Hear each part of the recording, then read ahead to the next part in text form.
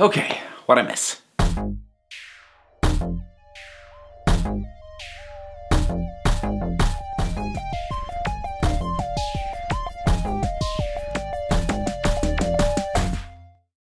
Yeah, so I wasn't able to get to Gotham last week, so while the rest of you all were watching the Super Bowl, I was catching up on 2 episodes of Gotham. Don't worry, I'll talk about the Super Bowl trailers tomorrow. But for right now, Gotham, episodes 4 and 5, Ruin and Pena Dura, I can't remember what it was called. So I'm probably not going to do a lot of distinction between one episode and the other because I did back-to-back them, so it all kind of blurs together in my head. And obviously I'm going to be talking about spoilers here, so there you go with all that.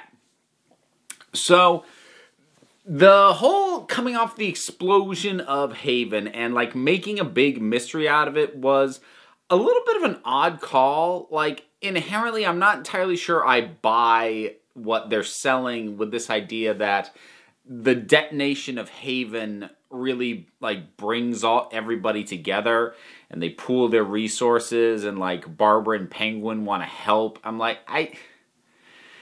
I guess I'm having a hard time seeing how the destruction of Haven brings them together when, you know, the destruction that led them to this entire situation in the first place didn't do that.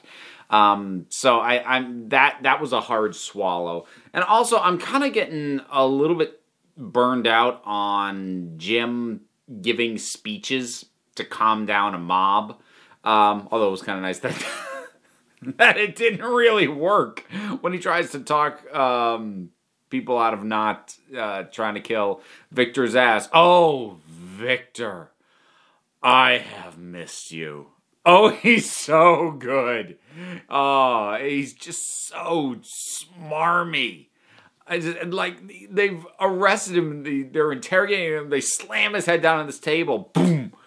You know, this is a real nice table. Like, oh, God, I love this guy so much. Oh, I didn't even realize how much I was missing him. Then you've got Ed, you know, trying to figure out what's going on. Well, Riddler, I guess, trying to figure out what's going on because he keeps referring to the side of himself that he doesn't know what's going on as Ed. So I'm still presuming it's the Riddler persona in charge. And so they build a little bit of a mystery around that.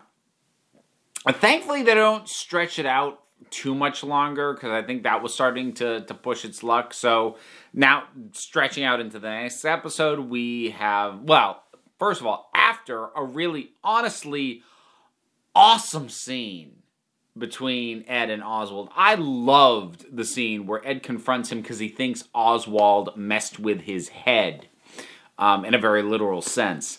And the scene that the two of them share, like how hurt Oswald is, and he's like, if I ever want to kill you, you will know that I am your enemy because I'm your friend. And Ed, again, in this twisted, like, solidarity moment, just being like, if I ever have to stab you, I will look you in the eye and do it in your heart. And, you know, Penguin's got this look on his face like, I feel the same way. Like, oh, God, yes. Oh, it's been too long since I've seen those two share a scene together. Oh, that was good stuff, too. And then we get Hugo Strange back. Also always welcome. And we find out what's been going on with Ed. And the answer is a little silly. I mean, it's Gotham, so I buy it.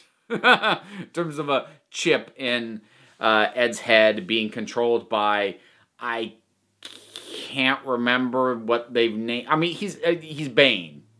He's gonna turn into Bane. I'm calling that now. Which I might not have called if the makers hadn't spilled that Bane was going to be a thing this season. But knowing that this guy shows up, I'm like, that's Bane. That's going to end up being Bane. So pre-Bane, that's what I'll call him until he actually gets there.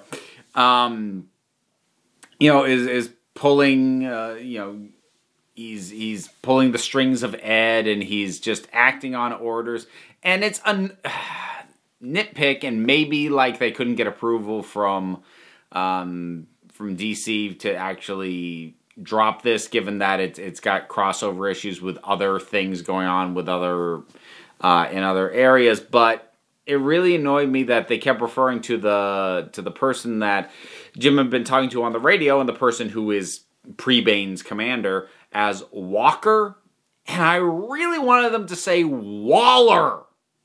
Like, come on, you're one letter off. Just, But, knowing that even after they had blatantly set it up that CW was not allowed to use the Suicide Squad, even after having set it up, because the movie division said, no, we're doing it, and we don't want to be doubling up on stuff. So I wouldn't be shocked if Gotham wasn't allowed to reference Amanda Waller, but it would have fit. And I do have to feel, I can't help but feel like Walker was their attempt to nod to who they wish they were getting to use for that. I mean it's a faceless character, but still, it's a nod I would have appreciated. Jeremiah's back and now been stabbed, and he's a little crazier now than he was when we saw him at the end of the previous season, which is good. It's nice to have things move forward and progress on that in terms of how crazy he is, because he was always a little bit too restrained for me, certainly versus Jerome. And that's the hurdle that I'm very afraid that Jeremiah is never going to overcome for me. I prefer Jerome. And the thing is, I feel like I would like Jeremiah if I didn't have Jerome to compare him to. Because he's a pretty decent Joker as a character. But I had Jerome before, and I liked him better. And I miss him. And I miss that wild card nature. I feel like in a lot of ways, they managed to pull off what the Suicide Squad Joker was trying to go for, just coming across as completely unpredictable. And I feel like they actually got that with him, with Jerome. But Jeremiah feels the much more calculated, and that's never as interesting a Joker for me, especially when he's interacting around other villains. I always think the Joker works best as, this guy's too insane for anybody to trust. Everybody's scared of this guy. And Jerome felt like he fit that mold better. Trying to think what else. Harvey's had some nice moments. Actually, especially with Jim. Selina's doing pretty decent. This... I laughed way too hard at this line. Echo, sort of the pseudo Harley Quinn, she had a line, "Let's make like my dad before my 6th birthday and move out." I laughed way too hard at that. That just worked for me. Random bit there. So Selina and Bruce... the push and pull between them is still working pretty well. I find it interesting that the whole, the seed from Ivy and, it's corrupted her and brought out her darkness still doesn't really come up. So right now I'm sticking to my assessment that it wasn't necessary. And, it could just heal her. It didn't have to, turn her bad, because I could buy everything she's doing just out of being pissed and a little bit obsessive. Barbara had a tender moment. That was odd. She couldn't shoot Penguin in the wake of the explosion. And that seemed like pushing it. That fed into that bit that I said I wasn't entirely sure I bought. But she and Jim got cozy again. I have to wonder if that's gonna come into play in some way. It better, because otherwise, that was pointless. It was very weird to me that they end episode 4 on that, and it doesn't come up in episode 5. That's a little odd to me. So we've got the tease. I guess this is potential double spoilers, because I'm going to speculate now. So we've got the tease with Jerome... looking at the results of, two people.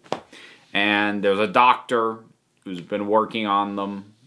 Presumably it's about appearance because we don't see their faces. And the reference that Jeremiah makes saying something about a family reunion, my first guess is that he's had someone plastic surgery up a couple of people to look like Martha and Thomas Wayne. That's just the first thing that comes to my mind. Even if it's not them, it's some family members of somebody that he gives a crap about who are dead. And given that he doesn't seem to give a dang about his own family, and he did seem interested in Bruce. Not to the degree Jerome seemed to have been, but he does seem interested in Bruce. So that's me guessing. That's my prediction on that. And I think I'll wrap up on that one. It's good. It feels good to be caught up. I'm still waiting for things to completely fire on all cylinders, but it's moving forward. I'm enjoying it, and I am getting these moments that I love, like Victor coming back, like Ed and Oswald together in their scene. I am getting these things, and I get at least one of those per episode, and I'm like, and that's why I love this show. I wish I could have more scenes and moments and feels like that per episode. That'd be nice, but, one step at a time. Gotham, episodes 4 and 5. You've seen them? What do you think about them? Whatever your thoughts are, drop something down in the comments. Let's talk about it. A whole bunch of stuff down there as well, because there's buttons, links. There's the Patreon. It's really super helpful, and I'd appreciate it. But, there's other stuff to check out as well. P.O. Box. I got a book. Instagram. All sorts of stuff. It's down there. Check it out. Or, if you don't really have time, that's okay too. I won't hold it against you, because at the end of the day, you're the council, and I just run the meetings. So until next time, this council is adjourned.